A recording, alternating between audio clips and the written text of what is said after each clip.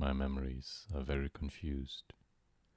There is even much doubt as to where they begin, for at times I feel appalling vistas of years stretching behind me, while at other times it seems as if the present moment were an isolated point in a grey, formless infinity.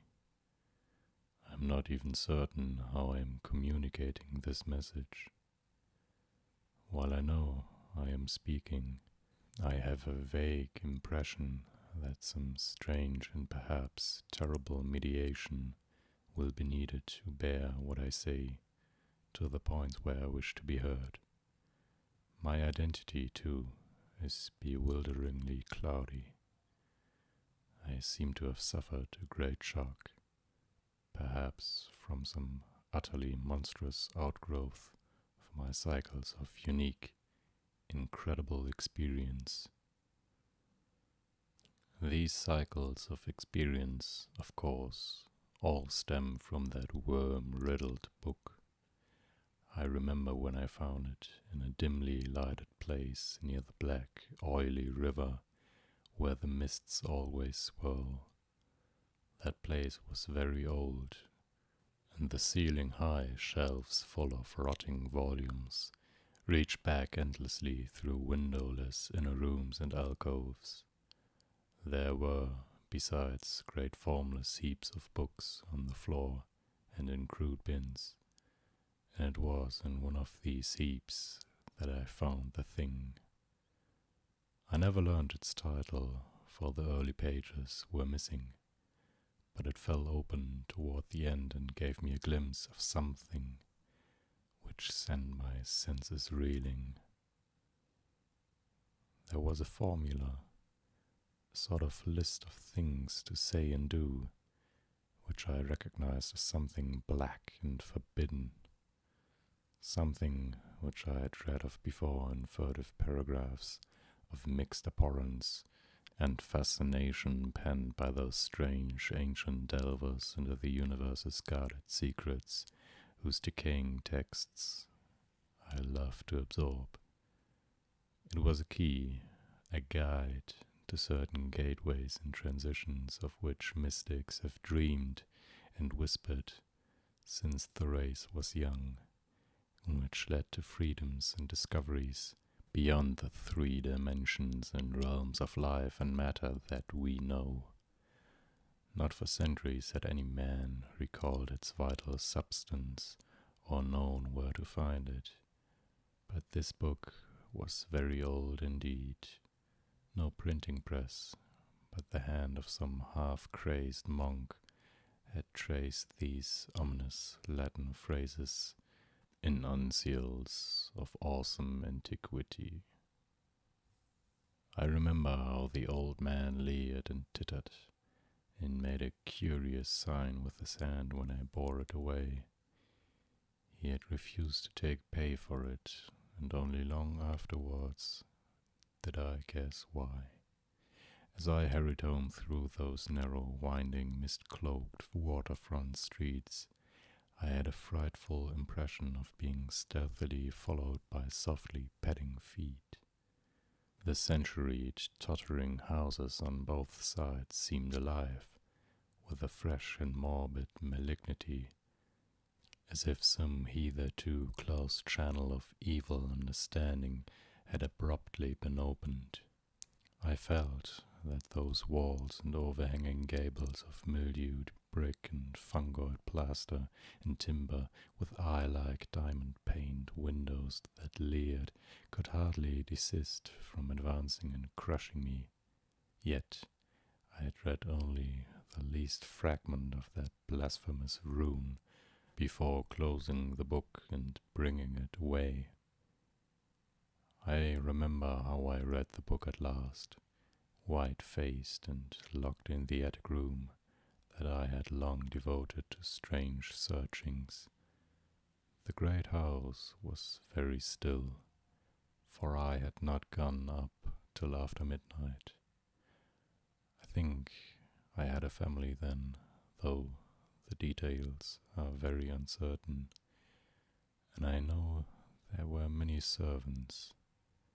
Just what the year was, I cannot say, for since then I have known many ages and dimensions, and have had all my notions of time dissolved and refashioned. It was by the light of candles that I read. I recall the relentless dripping of the wax, and there were chimes that came every now and then from distant belfries. I seemed to keep track of those chimes with a peculiar intentness, as if I feared to hear some very remote, intruding note among them. Then came the first scratching and fumbling at the dormer window that looked out high above the other roofs of the city. It came as I droned aloud the ninth verse of that primal lay, and I knew amidst my shudders what it meant. For he who passes the gateways always wins a shadow, and never again can he be alone. I had evoked, and the book was indeed all I had suspected. That night I passed the gateway to a vortex of twisted time and vision, and when morning found me in the attic room, I saw in the walls and shelves and fittings that which I had never seen before. Nor could I ever after see the world as I had known it.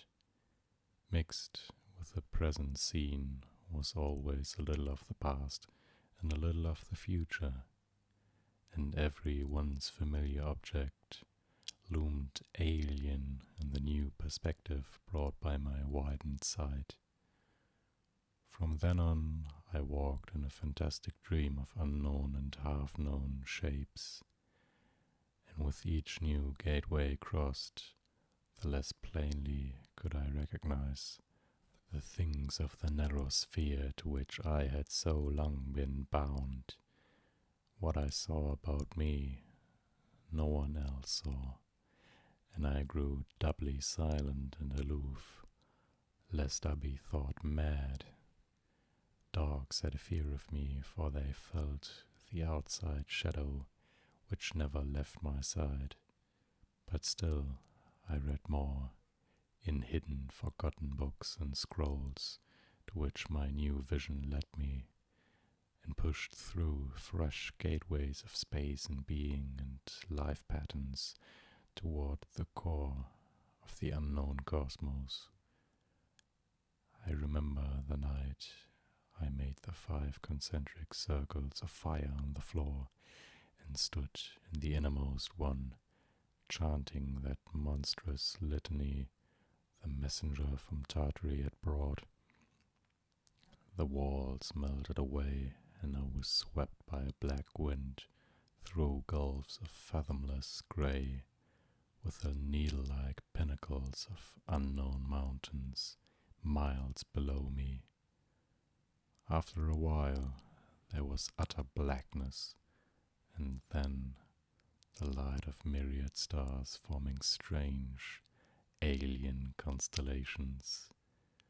Finally, I saw a green, litten plain far below me, and discerned on it the twisted towers of a city built in no fashion I had ever known or read or dreamed of. As I floated closer to that city, I saw a great square building of stone in an open space, and felt a hideous fear clutching at me. I screamed and struggled, and after a blankness was again in my attic room, sprawled flat over the 5 phosphorescent circles on the floor. In that night's wandering, there was no more of strangeness than in many a former night's wandering, but there was more of terror, because I knew I was closer to those outside gulfs and worlds than I had ever been before. Thereafter I was more cautious with my incantations, for I had no wish to be cut off from my body and from the earth in unknown abysses whence I could never return.